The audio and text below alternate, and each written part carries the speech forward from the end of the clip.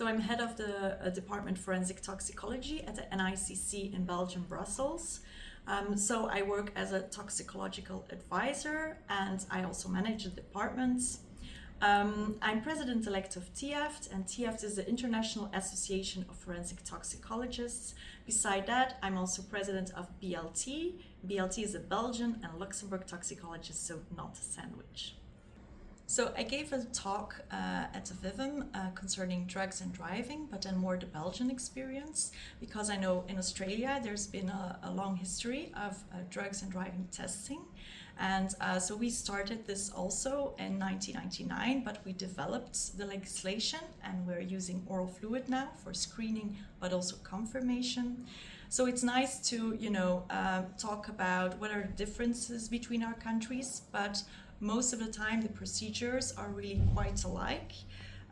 Here I think the police is more into the science and practical, while for us it's all about doing a lot of getting a lot of samples, and the deterrent effect is very important because we see a lot of drugs in our drivers, but the top 5, and this is really different from Australia, is cocaine, MDMA, and we have amphetamines, we have cannabis, as you all also do, and then I forgot one, we have the opioids, but there's a minor group.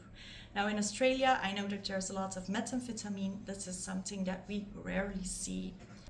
So it was a very nice visit here, and I think the difference between the NICC and VIFM is really the scale. So it's a much larger laboratory that you have, and for me it was very interesting to see the degree of automation and how the process is as efficient as possible, and certainly with those challenging times that you have to do the report, it's incredible to see how much effort is put in there, and I really learned a lot.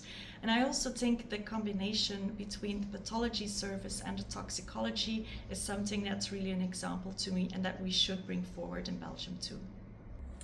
I really like Melbourne, so it's the first time I visit here, and it's really a very relaxing atmosphere. I even enjoy the weather. I know that that's something you Melbourne people don't like, but it's fantastic.